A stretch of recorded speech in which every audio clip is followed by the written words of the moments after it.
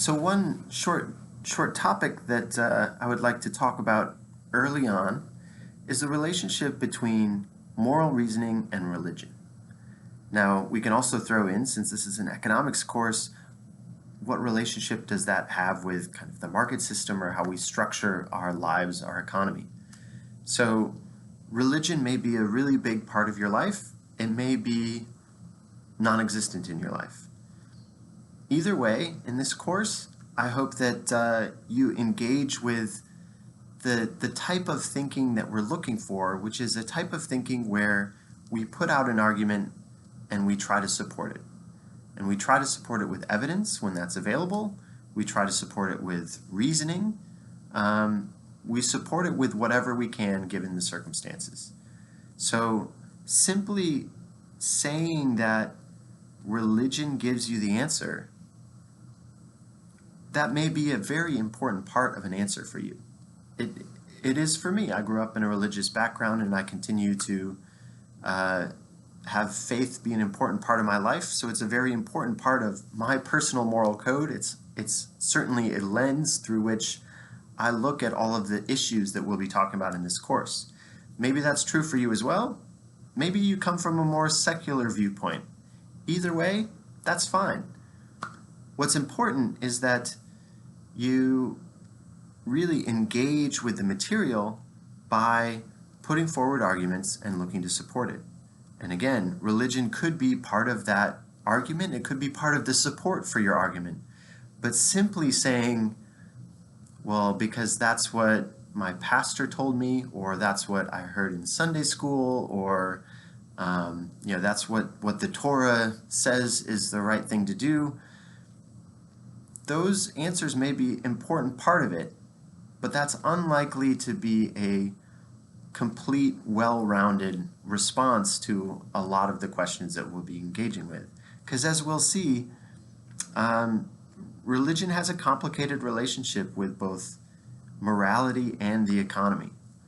And so you could look at a topic like slavery, for example, right?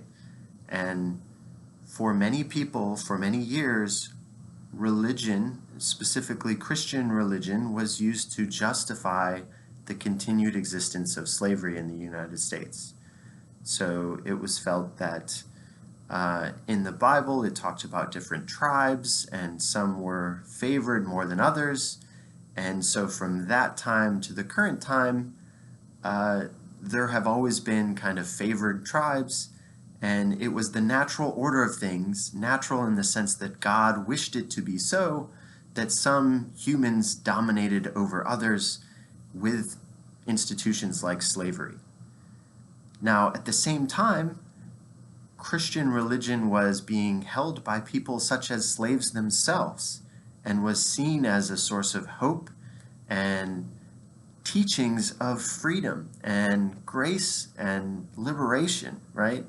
So at the same time, Christianity was being used to support the institution of slavery, and it was being used as a strong argument in the abolition of slavery. So the relationship between religion and, in this sense, a very important part of the Southern economy, but also one of the huge moral issues that our country has grappled with from its founding to current day. It's a complicated relationship. And so simply saying the Bible says this or the church does that, that's going to be too simplistic to explain the relationship going on with a phenomenon like that.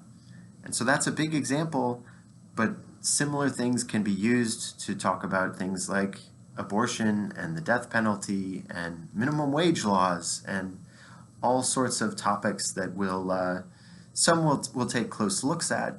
Something like minimum wage is clearly within the wheelhouse of this course.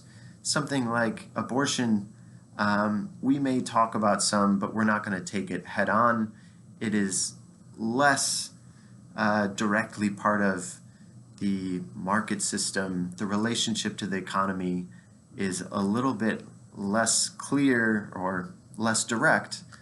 There's certainly relationships with the economy, but for moral issues of capitalism, we may take something like abortion and set it a bit to the side. It has very strong religious elements, and it has very strong moral elements, since it doesn't have as strong a direct relationship to the economy. We'll start with some other issues, such as market versus socialism, such as minimum wage laws, such as access to healthcare, environmental things. We'll focus on those at least first, and part of what we talk about will be driven by what your interests are and feedback from you guys. So thank you for joining me on this little journey. I look forward to it.